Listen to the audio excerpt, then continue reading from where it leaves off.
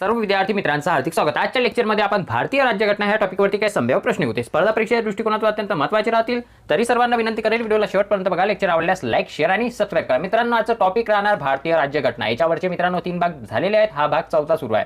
3 भाग जर बघितले नसेल तुम्हाला डिस्क्रिप्शन मध्ये लिंक मिळून जाणार। क्रॅक महाराष्ट्र भरती एक्झाम यात मित्रांनो बॅच कोर्सेस, पोलीस भरती, सरसेवा भरती, तलाठी भरती, आरोग्य सेवा भरती आणि अदर एक्झामसाठी जर मित्रांनो चॅनल वरती नवीन असाल तर लगेच सबस्क्राइब करा। हाय बॅच टायमिंग बघून घ्या। राज्यसेवा पीएसआय, एसटीआय, एसओ आणि डिप्टी पीएसआय हा आहे आपला महाराष्ट्र। प्रिय असा तो महाराष्ट्र आमचा। चला तर लेक्चरला सुरुवात करू। भारतीय राज्यघटना तयार करण्यासाठी भारतीय घटना समितीची एकूण किती अधिवेशने झाली? भारतीय राज्यघटना तयार करण्यासाठी भारतीय घटना समितीचे एकूण किती अधिवेशन झाले? तर 11। लक्षात राहू द्या, संपूर्ण क्वेश्चन मित्रांनो संभाव्यता आहे, परीक्षामध्ये येण्याची दाट संभाव्यता आहे। भारताच्या घटना समितीचे पहिले अधिवेशन केव्हा झाले? घटना समितीचे पहिले अधिवेशन केव्हा झाले मित्रांनो? तर 9 डिसेंबर 1946 मध्ये घटना समितीचे पहिले अधिवेशन झाले। लक्षात राहू द्या। संघराज्य अधिकार समितीचे अध्यक्ष कोण होते? संघराज्य अधिकार समितीचे अध्यक्ष कोण होते? पंडित जवाहरलाल नेहरू। या क्वेश्चनला एमपी करून ठेवा मित्रांनो। संविधान सभेचे कायदेविषयक सल्लागार कोण होते? संविधान सभेचे कायदेविषयक सल्लागार कोण होते? तर डॉक्टर बी.एन. राव हे होते कायदेविषयक सल्लागार। 1 मिनिट अंडरलाईन करतो म्हणजे तुमच्या लवकर लक्षात येणार। कायदेविषयक सल्लागार कोण? Doctor B. राव। भारताचे संविधान तयार करणारी संविधान सभा डॅश डॅश निर्माण झाली। भारताचे संविधान तयार करणारी संविधान सभा मित्रांनो 1946च्या कॅबिनेट मिशन योजनेने निर्माण झाली। लक्षात राहू द्या, 1946च्या कॅबिनेट मिशन द्वारे भारताचे संविधान तयार करण्यासाठी ही सभा आयोजित झाली। संविधान सभेतील मूलभूत हक्क आणि अल्पसंख्याक समितीचे अध्यक्ष कोण होते? मूलभूत हक्क म्हटलं तुम्हाला आणि अल्पसंख्याक समितीचे अध्यक्ष कोण होते? तर सरदार वल्लभभाई पटेल हे मूलभूत हक्क आणि अल्पसंख्याक समितीचे अध्यक्ष होते। भारताच्या राष्ट्रीय ध्वज समितीचे अध्यक्ष कोण होते? Very MP question. भारताच्या राष्ट्रीय ध्वज समितीचे अध्यक्ष डॉक्टर राजेंद्र प्रसाद हे होते। ध्वज समितीचे म्हटलं राष्ट्रीय ध्वज समितीचे अध्यक्ष डॉक्टर राजेंद्र प्रसाद। खालीलपैकी कोणती जोडी चुकीची आहे? ओळखायची आहे तुम्हाला। तर मित्रांनो ऑप्शन 3 हे चुकीचे आहे। का बरं? कारण की संविधान सभेचे सदस्य हे महात्मा गांधी नव्हते। संविधान सभेचे सदस्य महात्मा गांधी नव्हते, म्हणजे ऑप्शन 3 हे चुकीचं आहे। आपला आन्सर मित्रांनो इथेच निघाला ऑप्शन 3। का बरं? कारण की आपल्याला चुकीचीच जोडी विचारलं होतं, चूक जोडी। चुकीची जोडी कोणती आहे? ऑप्शन 3। तर बरोबर जोडी बघू आपण। मसुदा समितीचे अध्यक्ष डॉक्टर बाबासाहेब आंबेडकर आणि संविधान सभेचे अध्यक्ष डॉक्टर राजेंद्र प्रसाद। ह्या 2 क्वेश्चनमध्ये मित्रांनो एक्झाममध्ये खूप कन्फ्युजन होते। इकडे बघा, मसुदा समितीचे अध्यक्ष डॉक्टर बाबासाहेब आंबेडकर होते आणि संविधान सभेचे अध्यक्ष डॉक्टर राजेंद्र प्रसाद हे होते आणि उद्दिष्टांचा ठराव मित्रांनो पंडित नेहरू यांनी मांडला। सुरुवातीला राज्यघटनेमध्ये किती कलमे होती? सुरुवातीला म्हटला तर मित्रांनो सुरुवातीला राज्यघटनेमध्ये 395 कलमे होती। खालीलपैकी कोणते वाक्य चुकीचे आहे? मित्रांनो हा भाग 4था सुरू आहे। भारतीय राज्यघटनेवरती 3 भाग झालेले आहेत, सविस्तर बघून घ्या मित्रांनो। तुम्हाला डिस्क्रिप्शन मध्ये मी लिंक अवेलेबल करून देणार। खालीलपैकी कोणते वाक्य चुकीचे आहे ते ओळखायचं आहे तुम्हाला। तर मित्रांनो घटना समितीची पहिली सभा 9 डिसेंबर 1948 ला नाही भरली होती, म्हणजे ऑप्शन 3 हे चुकीचे आहे। आपल्याला आन्सर मिळाला। का बरं? कारण की आपल्याला चुकीचेच पर्याय विचारलं होतं। कोणता आहे? तर ऑप्शन 3 हा चुकीचा पर्याय आहे। तर बरोबर पर्याय बघू आपण। बरोबर कोणता आहे? तर 26 नोव्हेंबर 1949 रोजी घटना समितीचे भारताची राज्यघटना स्वीकृत झाली, म्हणजे 26 नोव्हेंबर 1949 ला भारताची राज्यघटना हे स्वीकृत झाली। ते लक्षात राहू द्या। का म्हटलं? स्वीकृत झाली। आणि 26 जानेवारी 1950 रोजी भारताची राज्यघटना ही अंमलात आली। ह्या 2 क्वेश्चनमध्ये खूपदा कन्फ्युजन होतो मित्रांनो। स्वीकृत केव्हा झाली? 26 नोव्हेंबर 1949 ला आणि अंमलात केव्हा आली? तर 26 जानेवारी 1950 ला। लिहून घ्या संपूर्ण क्वेश्चन मित्रांनो। राज्यघटना तयार करण्यासाठी घटना समितीला 2 वर्ष 11 महिने आणि 18 दिवस लागले। किती दिवस लागले मित्रांनो? राज्यघटना तयार करण्यासाठी 2 वर्ष 11 महिने 18 दिवस लागले, म्हणजे जवळपास किती? 3 वर्ष लागले। आता तुम्हाला डायरेक्ट क्वेश्चन आलं तर कसं येणार? राज्यघटना तयार करण्यासाठी किती वर्ष लागले? तर 3 वर्ष लागले असं क्वेश्चन येणार। आणि ॲडव्हान्स टाईपचं क्वेश्चन आलं तर कसं येणार? राज्यघटना तयार करण्यासाठी घटना समितीला किती वर्ष, किती महिने आणि किती दिवस लागले असं येणार। तर 2 वर्ष 11 महिने 18 दिवस आणि डायरेक्ट क्वेश्चन आलं तर 3 वर्ष देऊन देशाल। खालीलपैकी कोणती तरतूद भारतीय राज्यघटनेत आयरिश राज्यघटनेकडून घेतलेली नाही? क्रियापद वाचा। का म्हटलं? नाही म्हटलं। अंडरलाईन करा तुम्ही, घेतलेली नाही। तर मित्रांनो आपण मूलभूत हक्क हे आयरिश देशाकडून घेतलेले नाही, कारण की मूलभूत हक्क आपण कुठून घेतले तर अमेरिका ह्या देशाकडून घेतलेले आहे, लक्षात राहू द्या. आणि मग आयरिशकडून कोणते कोणते तत्व घेतलेले आहेत आपण, कोणते तर मार्गदर्शक तत्वे आपण आयरिश देशाकडून घेतलेली आहे. राष्ट्रपतीची निवडणूक देखील आपण आयरिशकडून घेतलेली आहे आणि राष्ट्रपतीद्वारे नामनिर्देशित हे देखील आपण आयरिशकडून घेतलेली आहे. फक्त मूलभूत हक्क आपण अमेरिकाकडून घेतलेली आहे. आणि आपल्याला तेच विचारलं की आयरिश राज्यघटनेत घेतलेली नाही, तर मूलभूत हक्क हे घेतलेलं नाही आहे. भारतीय राज्यघटनेच्या 4थ्या अनुसूचीमध्ये कशा संबंधीच्या तरतुदी आहेत? 4थ्या म्हटलं तर मित्रांनो 4थ्या अनुसूचीमध्ये राज्यसभेतील जागांचे वाटप आहे, लक्षात राहू द्या. भारतीय राज्यघटनेत 4थ्या अनुसूचीमध्ये राज्यसभेतील जागांचा वाटप हे तरतूद नमूद आहे, लक्षात राहू द्या. कोणत्या परिशिष्टामध्ये भाषेविषयक तरतूद आहे? तर कोणत्या विषयक आहे मित्रांनो भाषेविषयक तरतूद परिशिष्टामध्ये? तर 8व्या परिशिष्टात मित्रांनो भाषेविषयक तरतूद आहे, लक्षात राहू द्या. आणि एकूण किती भाषांचा समावेश आहे? तर 22 भाषांचा समावेश आहे. आणि 10व्या परिशिष्टात मित्रांनो काय पक्षांतर बंदी आहे. 10व्या परिशिष्टामध्ये पक्षांतर बंदी आहे. कलम कोणती आहे? 52 आणि 1985ला स्थापना झाली, लक्षात राहू द्या. भारतीय संविधानाची वैशिष्ट्ये आणि त्यांच्या स्रोताच्या योग्य जोड्या लावायच्या आहेत तुम्हाला. टाईम घ्या थोडं. तर मित्रांनो एकरी नागरिकत्व आपण कुठून घेतली? ब्रिटिशकडून घेतलेली आहे. म्हणजे अचं एक आहे, अचं एक जिथे नाही त्या क्वेश्चनला कट करा मित्रांनो, कन्फ्युजन पाहिजे नाही आपल्याला, कारण की एक सेकंद एक्झाममध्ये महत्त्वाचा आहे. म्हणून लक्षात राहू द्या, जेवढं तुमचा टाईम वाचणार तेवढं तुम्हाला पेपर सोडवण्यामध्ये आणखीन टाईम मिळणार. तर एकचं कुठे आहे? इथे आहे, इथे आहे, इथे नाही, म्हणून आपल्याला कट केलं. आणि इथे नाही, याला देखील कट केलं. तर मूलभूत हक्क मित्रांनो आपण कोणाकडून घेतलेले आहे? मूलभूत हक्क आपण अमेरिकेकडून घेतलेले आहे. म्हणजे बचं 4. आता बचं 4 फक्त इथेच आहे बघा, म्हणजे ऑप्शन 2 हा 100% आपलं बरोबर आहे. तरी चेक करू. स्वातंत्र्य, समता आणि बंधुता आपण कुठून घेतलेले आहे? तर फ्रान्समधून घेतलेले आहे स्वातंत्र्य, समता आणि बंधुता. आणि राहिला एक उर्वरित अधिकार आपण कॅनेडियन राज्यघटनेतून घेतलेले आहे, लक्षात राहू द्या. म्हणजे 1 4 2 3 आपलं 1 4 2 3 100% बरोबर आहे, ऑप्शन 2. संसदेच्या दोन्ही सभागृहाची संयुक्त बैठक हे तत्व कोणत्या राज्यघटनेवरून स्वीकारले आहे? तर आपण ऑस्ट्रेलियाकडून स्वीकारले आहे. संसदेचे दोन्ही सभागृहाची संयुक्त बैठक हे तत्व आपण कुठून स्वीकारले आहे? तर ऑस्ट्रेलिया या राज्यघटनेतून स्वीकारलेले आहेत. भारतीय राज्यघटनेच्या सरनाम्यामध्ये खालीलपैकी कशाचा प्रथम उल्लेख करण्यात आला? तर सर्वात प्रथम भारतीय राज्यघटनेच्या सरनाम्यामध्ये कशाचा करण्यात आला? तर न्यायाचा, लक्षात राहू द्या. आपल्या राज्यघटनेच्या सरनाम्याचे विचार, अभिव्यक्ती, विश्वास, श्रद्धा आणि डॅश डॅश यांचे स्वातंत्र्य दिले आहे. सांगा आणखीन कशाचे स्वातंत्र्य दिलेले आहे?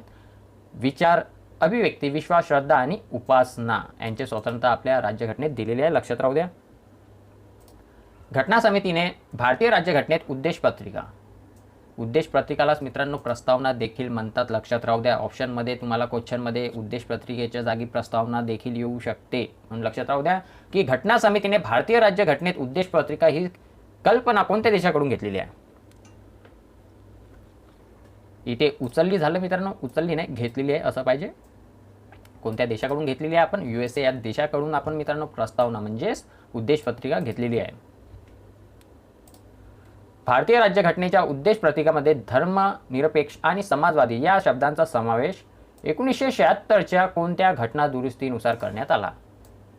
कशात? धर्मनिरपेक्ष आणि समाजवादी 1976 मध्ये कोणत्या घटना दुरुस्तीत करण्यात आला? तर मित्रांनो 42व्या घटना दुरुस्तीत धर्मनिरपेक्ष आणि समाजवादी शब्दांचा समावेश झाला 1976 मध्ये 42वी घटना दुरुस्तीनुसार. खालीलपैकी कोणत्या न्यायालयीन निर्णयाद्वारे प्रस्ताविका ही घटनेचा भाग नाही, क्रियापदाचा काय म्हटलं? नाही असे प्रतिपादन करण्यात आले? कोणत्या न्यायालयीन निर्णयाद्वारे प्रस्ताविका ही घटनेचा भाग नाही असे प्रतिपादन करण्यात आले? तर मित्रांनो कोणती न्यायालयीन होती ते? तर बेहरुद्दीन खटला होता, लक्षात राहू द्या. याच्यात असं म्हटलं होतं मित्रांनो की प्रस्ताविका ही घटनेचा भाग नाही. कशात म्हटलं? बेहरुद्दीन खटल्यामध्ये. आणि एक केशवानंद खटला आहे प्लस LIC खटला आहे, हे लक्षात राहू द्या. सध्या भारतीय संघराज्यात किती घटक राज्य व केंद्रशासित प्रदेश आहे? तर मित्रांनो सध्या भारतीय संघराज्यात किती घटक राज्य व केंद्रशासित प्रदेश आहेत? सध्या म्हटलं बरं, सध्या 28 घटक राज्य आणि 8 केंद्रशासित प्रदेश आहे. म्हणजे युनियन टेरिटरी 8 आहेत आणि घटक राज्य किती आहेत? 28. आणि राज्य पुनर्रचनामध्ये 1956 मध्ये मित्रांनो तेव्हा किती घटक राज्य आणि केंद्रशासित प्रदेश होते? 1956 मध्ये 14 घटक राज्य होते आणि 6 केंद्रशासित प्रदेश होते. राज्याची निर्मिती अस्तित्वात असलेल्या राज्याचे क्षेत्रफळ, सीमारेषा आणि नाव बदलणे या बाबी राज्यघटनेतील कोणत्या कलमात समाविष्ट आहे? Very very MP question. तर मित्रांनो अंडरलाईन करतो मी. राज्याची निर्मिती, राज्याचे क्षेत्रफळ, सीमारेषा आणि नाव बदल हे कोणत्या कलमात आहे ते विचारलं तुम्हाला. तर हे कलम 3 मध्ये आहे. लक्षात राहू द्या, कलम 3 मध्ये राज्यांची निर्मिती, राज्यांचे क्षेत्रफळ, सीमारेषा आणि नाव बदल या बाबी आहेत कलम 3 मध्ये. घटना दुरुस्तीचा समावेश राज्यघटनेच्या कोणत्या भागात आहे? घटना दुरुस्तीचा समावेश मित्रांनो कोणत्या भागात आहे? तर 20व्या भागात घटना दुरुस्तीचा समावेश आहे. आणि आणीबाणी मित्रांनो हे 18व्या भागात आहे. 18व्या भागात आणीबाणी आहे आणि 20व्या भागात काय मित्रांनो? 20व्या भागात घटना दुरुस्तीचा समावेश आहे. राज्य पुनर्रचना अधिनियम 1956 नुसार संपूर्ण देशाचे विभाजन खालीलप्रमाणे झाले होते. अगोदर सांगितलं मी तुम्हाला. तर मित्रांनो 14 राज्य आणि 6 केंद्रशासित प्रदेश 1956 नुसार राज्य पुनर्रचना अधिनियम झालं 1956 नुसार. तेव्हा संपूर्ण देशाचे विभाजन कसे होते? 14 राज्य आणि 6 केंद्रशासित प्रदेश. महाराष्ट्र स्थापनेचा सुवर्ण महोत्सव कोणत्या वर्षी साजरा करण्यात आला? का म्हटलं तुम्हाला? सुवर्ण महोत्सव म्हटलं. सुवर्ण महोत्सव मित्रांनो 2010 मध्ये साजरा करण्यात आला. महाराष्ट्राच्या स्थापनेचा सुवर्ण महोत्सव 2010 मध्ये साजरा करण्यात आला. भारतीय नागरिकत्व कायदा म्हणजे सिटिझनशिप ॲक्ट केव्हा बनवण्यात आला? तर मित्रांनो 1955 मध्ये भारतीय नागरिकत्व कायदा म्हणजे नागरिकत्व कायदा 1955 मध्ये बनवण्यात आला. त्यालाच का म्हणतात मित्रांनो? सिटिझनशिप ॲक्ट म्हणतात. लक्षात राहू द्या. सिटिझनशिप ॲक्ट केव्हा बनवण्यात आला? 1955 मध्ये. नागरिकत्व कायदा 1955. समतेचा हक्क, राईट टू इक्वॅलिटी संदर्भात तुम्हाला जोड्या जुळवायचा आहे. कोणती कलम कशाशी संबंधित आहे? तर कायद्यापुढे समानता, कायद्यापुढे समानता कलम 14 मध्ये आहे. म्हणजे अचं 3 इथे नाही आहे, याला कट करा. इथे नाही आहे, याला देखील कट करा. इथे नाही आहे, याला देखील कट करा. तर निघाला ना भाऊ आन्सर आपलं ऑप्शन 3. बघा अचं 3 इथेच आहे. टाईम वाचवा. जेवढं टाईम वाचणार मित्रांनो एक्झाममध्ये तेवढं चांगलं राहणार. तेवढा टाईम आपल्याला मॅथमॅटिक्स सोडवायला मिळणार. लक्षात राहू द्या. तर तरी चेक करू आपण. भेदभाव प्रतिबंध कोणत्या कलमात आहे? भेदभाव प्रतिबंध एक कलम एक मध्ये आहे. कलम 15 मध्ये आहे भेदभाव प्रतिबंध. आणि संबंधीची समानता कशामध्ये आहे म्हणजे कोणत्या कलमामध्ये आहे? तर कलम 16 मध्ये मित्रांनो. संधीची समानता हे कलम 16 मध्ये आहे. संधीची समानता. आणि अस्पृश्यता निवारण कलम 17 म्हणजे 3-1-2-4 3-1-2-4 100% ऑप्शन 3 बरोबर राहणार मित्रांनो. खालील कोणत्या हक्कास, क्वेश्चन बघा, खालील कोणत्या हक्कास डॉक्टर बाबासाहेब आंबेडकर यांनी राज्यघटनेचे हद्य आणि आत्मा असे म्हटलेले आहेत? तुम्हाला कलम माहीत असणार याची. हद्य आणि आत्मा असे म्हटले आहेत. पण कोणत्या हक्कास म्हटलं त्यांनी याची कलम सांगून देतो. कलम 32 आहे. आणि कोणत्या हक्कास म्हटलं? तर मित्रांनो घटनात्मक उपायांच्या अधिकार या हक्कास डॉक्टर बाबासाहेबांनी असं म्हटलं होतं. राज्यघटनेचे हद्य आणि आत्मा असे म्हटले होते. कोणी? डॉक्टर बाबासाहेब आंबेडकरांनी. कलम कोणती आहे मित्रांनो? 32. घटनात्मक उपायांचा अधिकार डॉक्टर बाबासाहेब आंबेडकर, हद्य आणि आत्मा म्हटले कलम 32. भारतीय नागरिक तत्वांच्या अधिकारांचा समावेश घटनेच्या विभाग 3 कलम इथे 19 पाहिजे मित्रांनो. अगेन वाचतो. भारतीय नागरिकांच्या अधिकारांचा समावेश घटनेच्या विभाग 3 कलम 19 ते 22 मध्ये केला. इथे 19 पाहिजे. माझ्याकडून चुकून ते पीपीटी टाईप करता करता 18 झालं मित्रांनो. 19 ते 22 केला आहे. तर मित्रांनो कशामध्ये? 19 ते 22 मध्ये भारतीय नागरिकांच्या स्वातंत्र्याचा अधिकारांचा समावेश आहे. 19 ते 22 मध्ये स्वातंत्र्याचा अधिकारांचा समावेश आहे.